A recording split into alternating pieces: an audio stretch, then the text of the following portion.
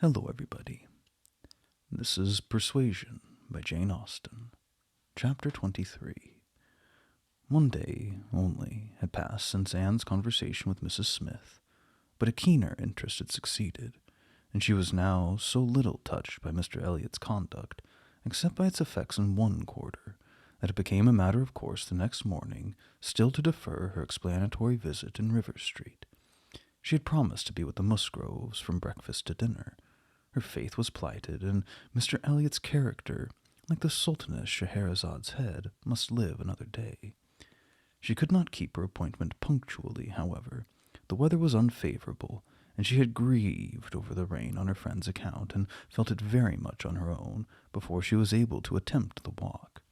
When she reached the White Hart and made her way to the proper apartment, she found herself neither arriving quite in time nor the first to arrive.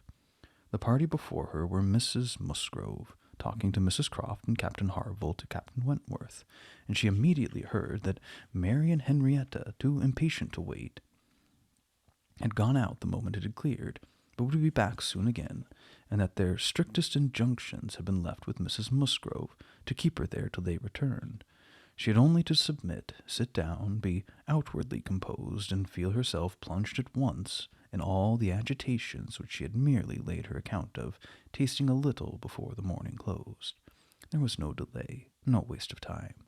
She was deep in the happiness of such misery, or the misery of such happiness, instantly. 2 minutes after her entering the room, Captain Wentworth said, "We will write the letter we were talking of, Harville, now, if you'll give me materials." Materials were all at hand, on a separate table.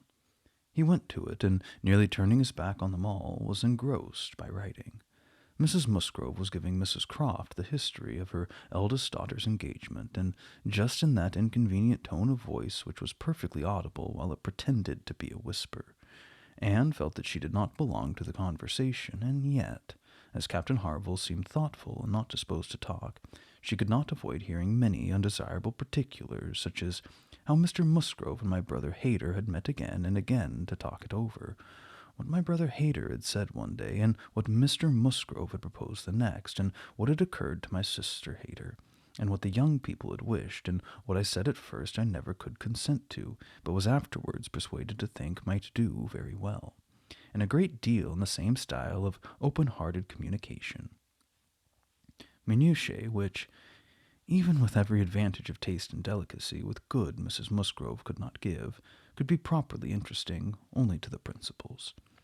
Mrs. Croft was attending with great humor, and whenever she spoke at all, it was very sensibly. Anne hoped the gentlemen might each be too much self-occupied to hear.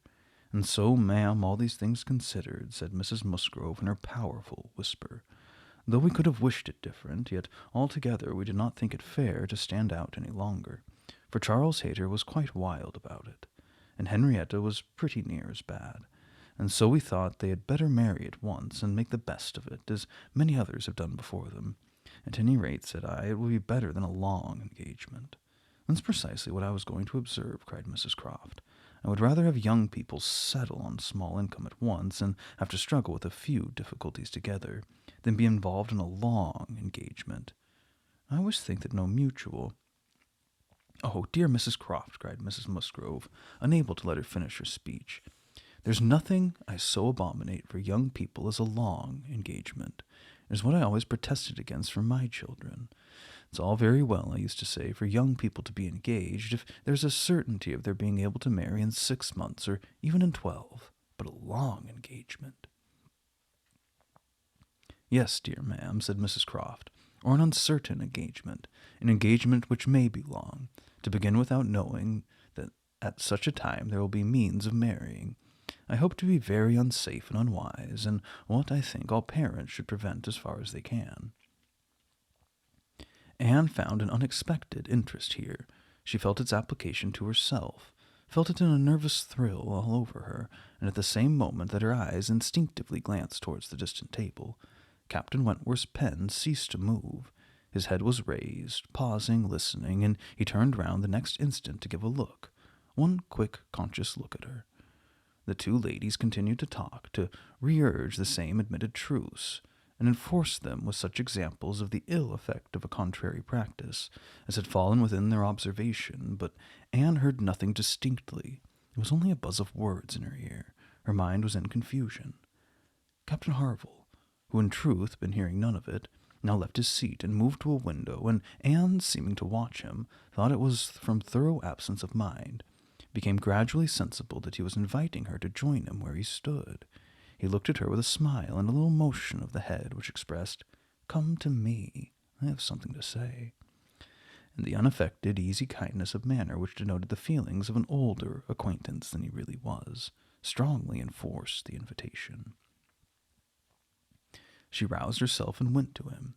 The window at which he stood was at the other end of the room from where the two ladies were sitting, and though nearer to Captain Wentworth's table, not very near.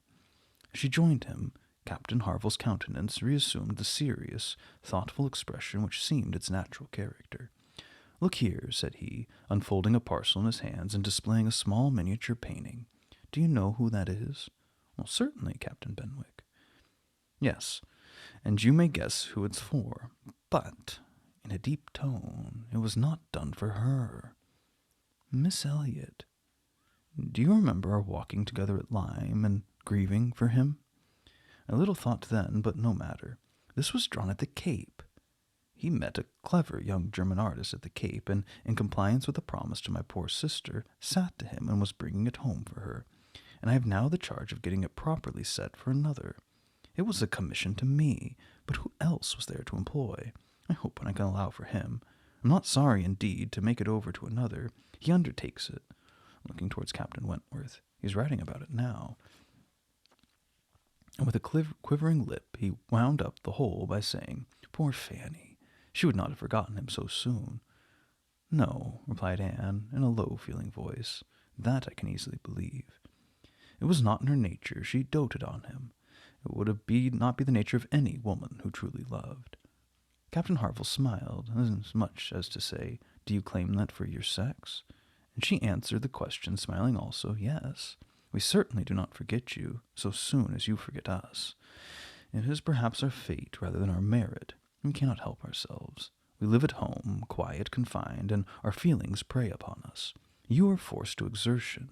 You always have a profession, pursuits, business of some sort or other to take you back into the world immediately, and continual occupation and change soon weaken impressions.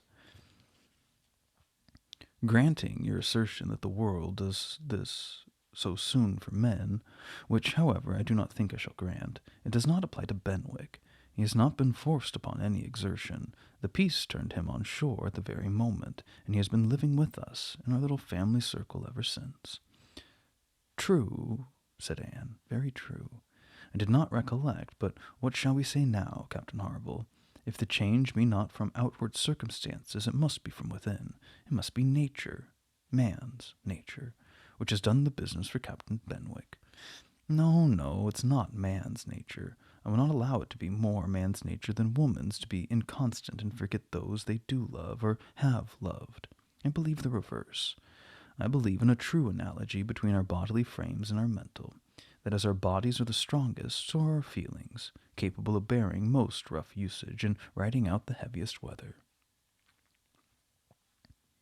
"Your feelings may be the strongest," replied Anne, "but the same spirit of analogy will authorize me to assert that ours are the most tender. Man is more robust than woman, but he's not longer lived, which exactly explains my view of the nature of their attachments. Nay, it would be too hard upon you if it were otherwise. You have difficulties and privations and dangers enough to struggle with. You're always laboring and toiling, exposed to every risk and hardship.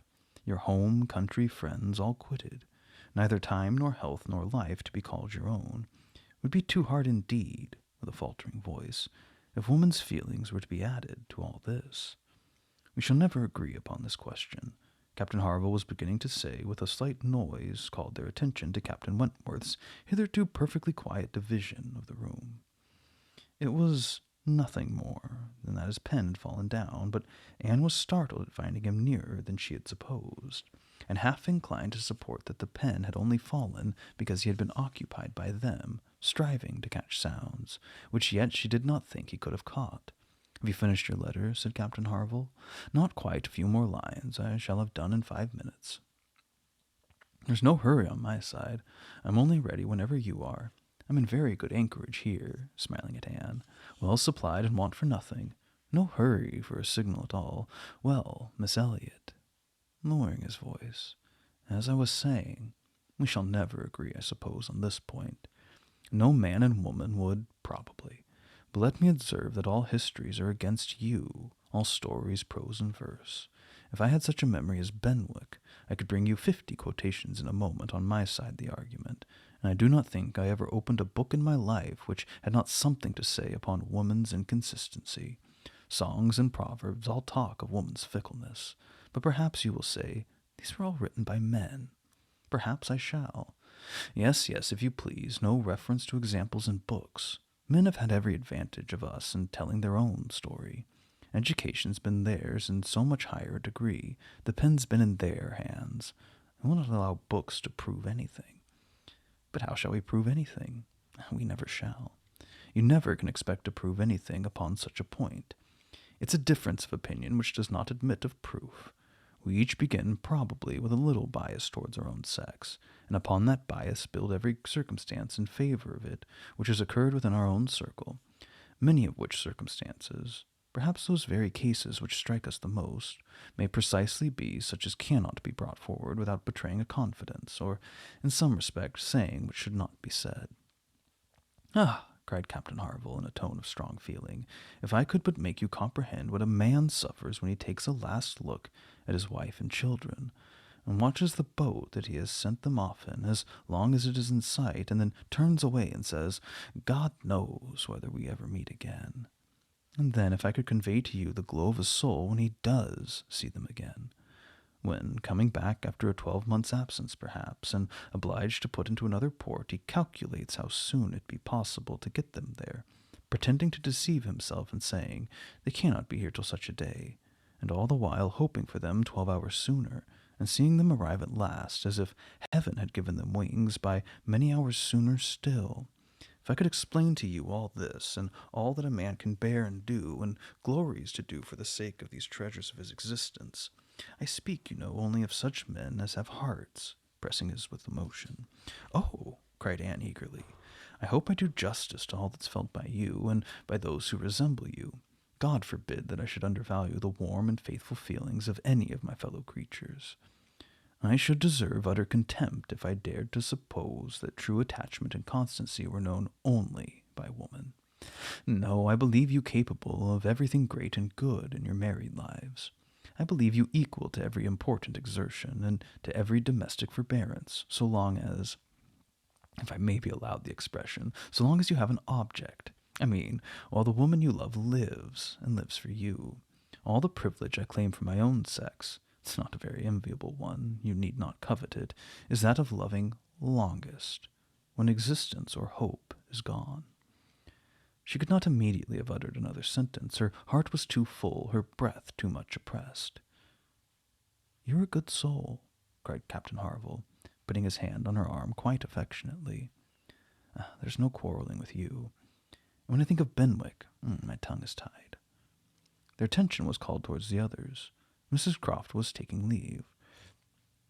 "Here, Frederick, you and I part company, I believe," said she. "I'm going home, and you have an engagement with your friend. Tonight we may have the pleasure of all meeting again at your party," turning to Anne. "We had your sister's card yesterday, and I understood Frederick had a card too, though I did not see it. Are you disengaged, Frederick? Are you not as well as yourself?" Captain Wentworth was folding up a letter in great haste, and either could not or would not answer fully. "Yes," said he, "very true. Here we separate, but Harville and I shall soon be after you. That is, Harville, if you are ready. I'm in half a minute. I know you'll not be sorry to be off. I shall be at your service in half a minute."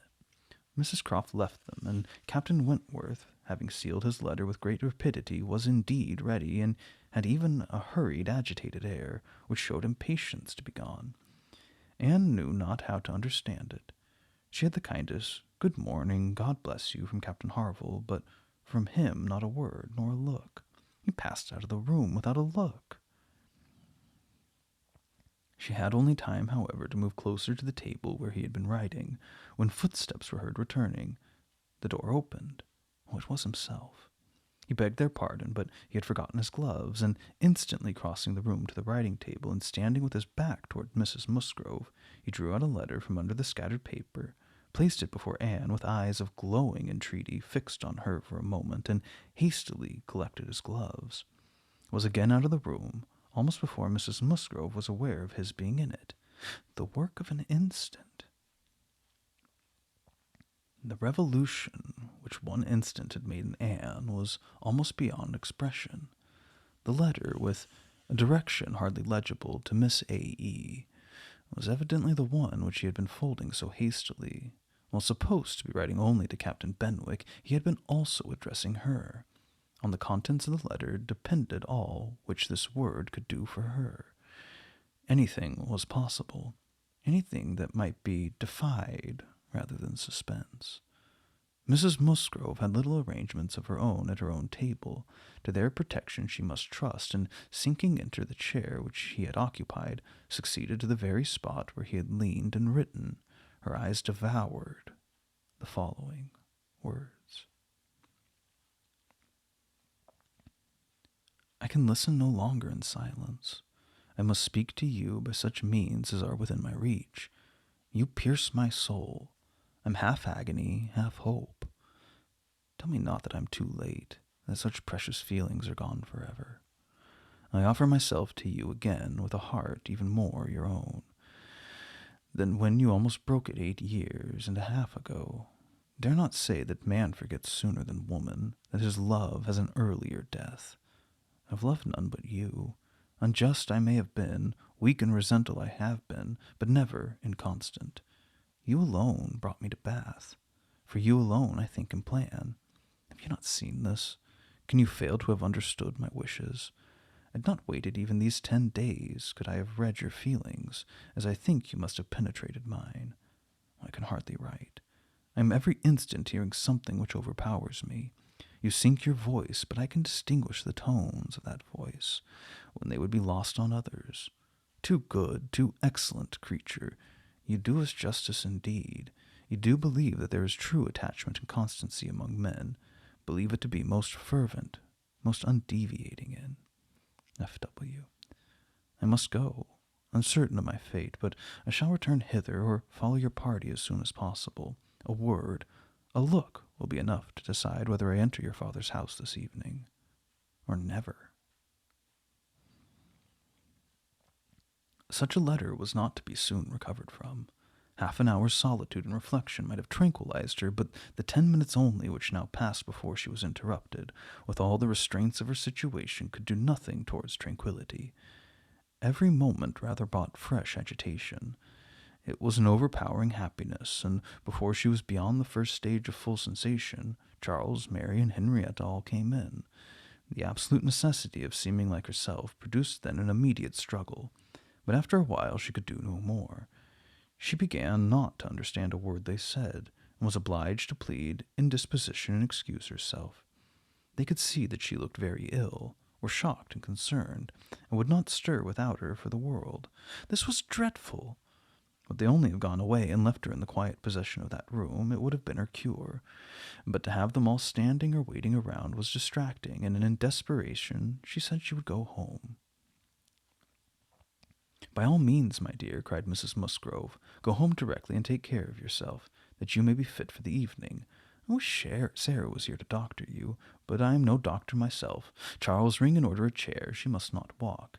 But the chair would never do. Worse than all, to lose the possibility of speaking 2 words to Captain Wentworth in the course of her quiet, solitary progress up the town, she felt almost certain of meeting him, could not be borne. The chair was earnestly protested against, and Mrs. Musgrove, who thought only of one sort of illness, having assured herself with some anxiety that there had been no fall in the case, that Anne had not at the time lately slipped down and got a blow on her head, that she was perfectly convinced of having had no fall, could part with her cheerfully, and depend on finding her better at night. Anxious to omit no possible precaution, Anne struggled and said, I'm afraid, ma'am, that it's not perfectly understood. pray be so good as to mention to the other gentlemen that we hope to see your whole party this evening. I'm afraid there's been some mistake, and I wish you particularly to assure Captain Harville and Captain Wentworth that we hope to see them both." "Oh, my dear, it's quite understood. I give you my word. Captain Harville has no thought but of going." "Do you think so? But I'm afraid. I should be so very sorry. Will you promise me to mention it when you see them again? Will you see them both again this morning, I dare say? Do promise me." "To be sure I will, if you wish it. Charles, if you see Captain Harville anywhere, remember to give Miss Anne's message. But indeed, my dear, you need not be uneasy. Captain Harville holds himself quite engaged, I'll answer for it. And Captain Wentworth the same, I dare say." Anne could do no more, but her heart prophesied some mischance to dampen the perfection of her felicity. It could not be lasting, however. Even if he did not come to Camden Place himself, it would be in her power to send an intelligible sentence to Captain Harville. Another momentary vexation occurred. Charles, in his real concern and good nature, would go home with her. There was no preventing him. This was almost cruel, but she could not be long ungrateful. He was sacrificing an engagement at a gunsmith's to be of use to her, and she set off with him with no feeling but gratitude apparent. They were in Union Street when a quicker step behind, a something of familiar sound, gave her 2 moments' preparation for the sight of Captain Wentworth. He joined them, but, as if irresolute whether to join or to pass on, said nothing, only looked. Anne could command herself enough to receive that look, and not repulsively. The cheeks, which had now been pale, glowed, and the movements which had hesitated were decided. He walked by her side. Presently, struck by a sudden thought, Charles said, "Captain Wentworth, which way are you going? Only to Gay Street or further up the town?" "I hardly know," replied Captain Wentworth, surprised. "Are you going as high as Belmont? Are you going near Camden Place? Because if you are, I shall have no scruple in asking you to take my place and give Anne your arm to her father's door. She's rather done for the morning, and must not go so far without help, and I ought to be at the fellow's in the market-place. He promised me the sight of a capital gun he is just going to send off, and he would keep it unpacked to the last possible moment that I might see it, and if I do not turn back now, I have no chance. By his description, a good deal like the second-sized double-barrel of mine, which you shot with one day round Winthrop." There could be no objection. There could be only the most proper alacrity, a most obliging compliance for public view, and smiles reigned in, and spirits dancing in private rapture. In half a minute, Charles was at the bottom of Union Street again, and the other two proceeding together. And soon words enough had passed between them to decide their direction towards the comparatively quiet and retired gravel walk where the power of conversation would make a present hour a blessing indeed, and prepare for it all the immortality which the happiest recollections of their own future lives could bestow. They were exchanged again those feelings and those promises which had once before seemed to secure everything, but which had been followed by so many, many years of division and estrangement. There they returned again into the past, more exquisitely happy, perhaps, in their reunion than when it had been first projected, more tendered, more tried, more fixed in a knowledge of each other's character, truth, and attachment, more equal to act, more justified in acting.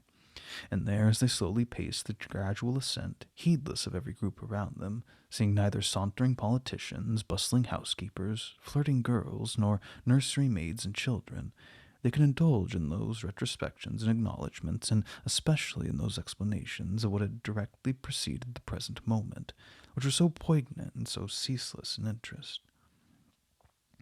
All the little variations of the last week were gone through, and of yesterday and today there could scarcely be an end. She had not mistaken him.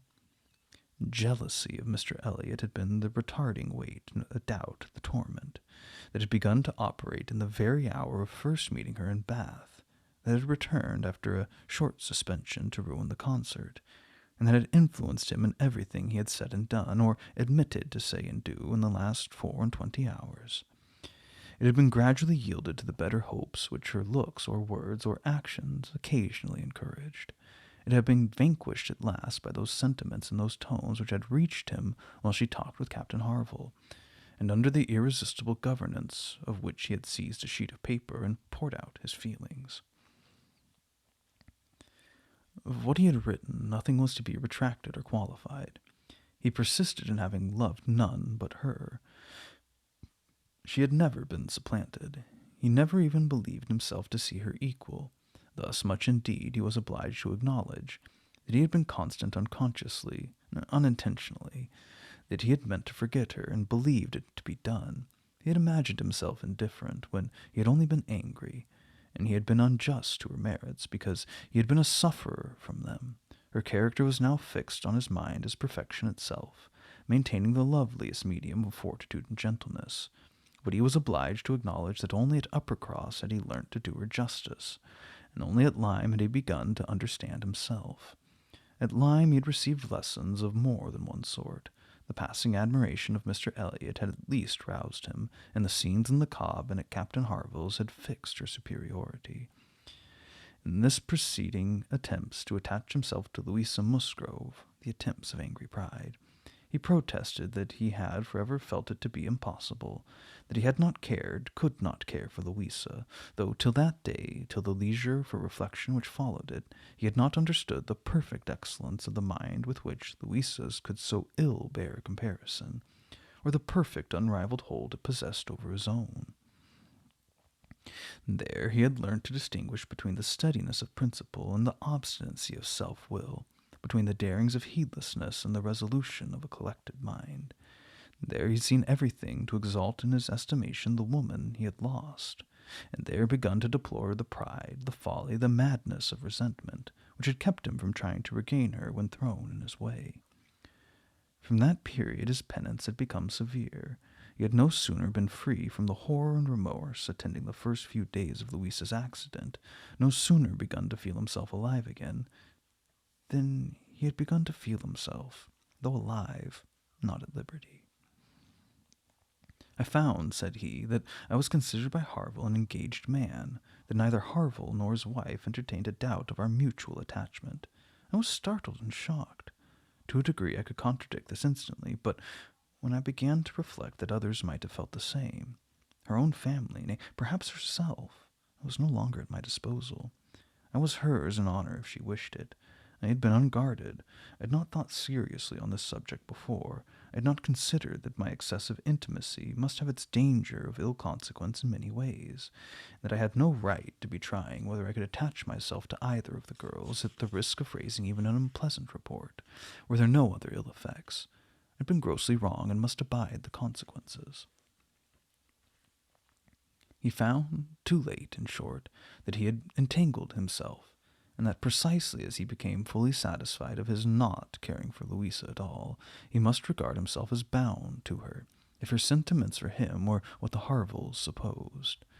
It determined him to leave Lyme and await her complete recovery elsewhere. He would gladly weaken by any fair means whatever feelings or speculations concerning him might exist, and he went therefore to his brother's, meaning after a while to return to Kellynch and act as circumstances might require.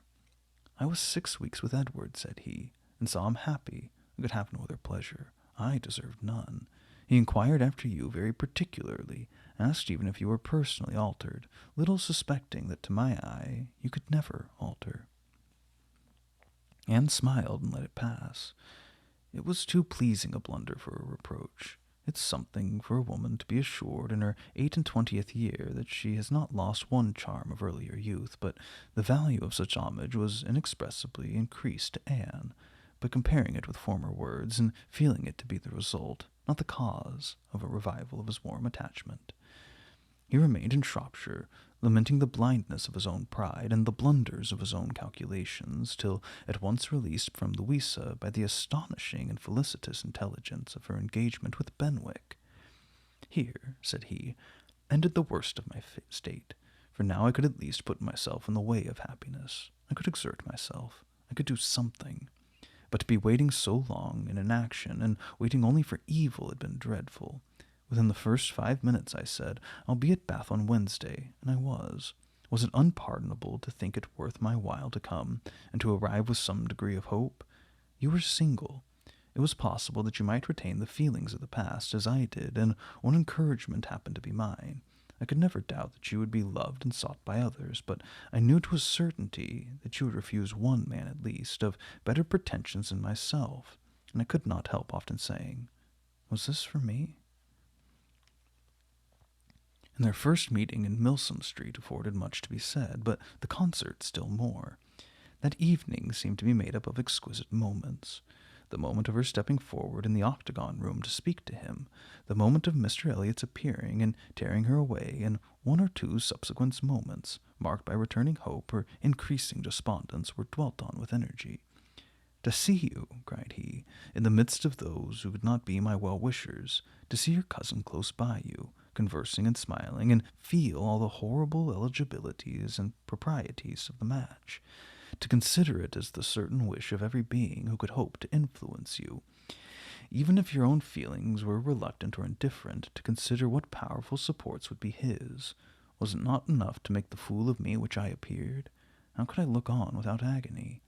Was not the very sight of the friend who sat behind you, was not the recollection of what had been, the knowledge of her influence, the indelible, immovable impression of what Persuasion had once done, was it not all against me? You should have distinguished, replied Anne. You should not have suspected me now.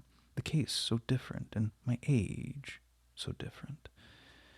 If I was wrong in yielding to Persuasion once, remember that it was to persuasion exerted on the side of safety, not of risk. When I yielded, I thought it was to duty, but no duty could be called an aid here. In marrying a man indifferent to me, all risk would have been incurred, and all duty violated. Perhaps I ought to have reasoned thus, he replied, but I couldn't. I couldn't derive benefit from the late knowledge I had acquired of your character. I couldn't bring it into play. I was overwhelmed, buried, lost in those earlier feelings which I had been smarting under year after year. I could think of you only as one who had yielded, who had given me up, who had been influenced by any rather than me. I saw with you the very person who had guided you in that year of misery. I had no reason to believe her of less authority now. The force of habit was to be added. I should have thought, said Anne, that my manner to yourself might have spared you much or all of this. No, your manner might be the only ease which your engagement to another man would give. I left you in this belief, and yet I was determined to see you again. My spirits rallied with the morning, and I felt I had still a motive for remaining here. At last Anne was at home again, and happier than anyone in the house could have conceived. All the surprise and suspense and every other painful part of the morning dissipated by this conversation. She re-entered the house so happy as to be obliged to find an alloy in some momentary apprehensions of its being impossible to last. An interval of meditation, serious and grateful, was the best corrective of everything dangerous in such high-wrought felicity, and she went to her room and grew steadfast and fearless in the thankfulness of her enjoyment. The evening came, the drawing-rooms were lighted up, the company assembled. It was but a card party.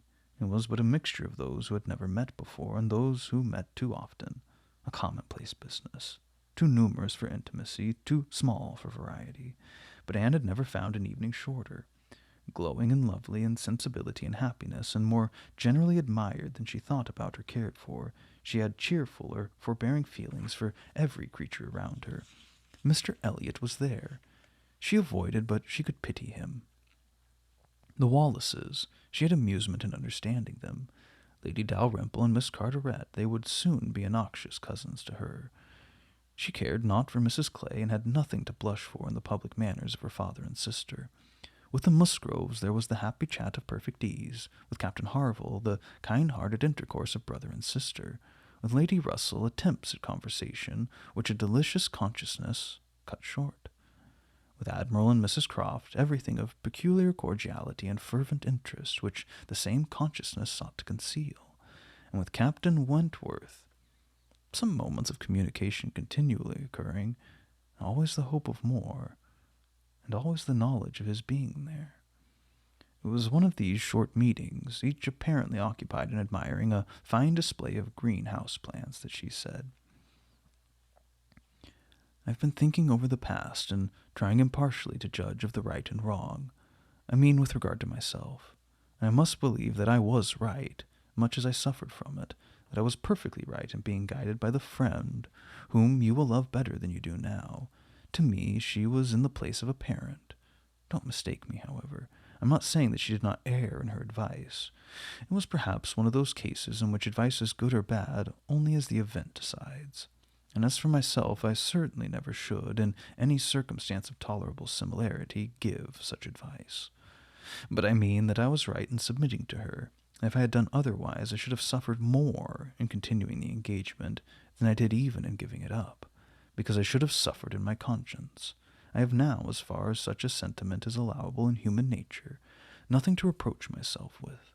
And if I mistake not, a sense of duty is no bad part of a woman's portion. He looked at her, looked at Lady Russell, looked at her again, replied, as if in cool deliberation, "Not yet. But there are hopes of her being forgiven in time. I trust to being in charity with her soon. But I too have been thinking over the past, and a question has suggested itself, whether there may not have been one person more my enemy even than that lady, my own self. Tell me, when I returned to England in the year 8 with a few £1,000 and was posted into Laconia, if I had then written to you, would you have answered my letter? Would you, in short, have renewed the engagement then?"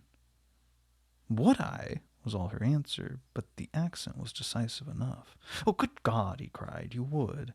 It's not that I did not think of it or desire it, or what could alone crown all my other success, but I was proud, too proud to ask again. I didn't understand you. I shut my eyes and would not understand you or do you justice. This is a recollection which ought to make me forgive everyone sooner than myself. 6 years of separation and suffering might have been spared. It's a sort of pain, too, which is new to me. I have been used to the gratification of believing myself to earn every blessing that I enjoyed. I valued myself on honorable toils and just rewards, like other great men under reverses." He added with a smile, "I must endeavor to subdue my mind to my fortune. I must learn to brook being happier than I deserve."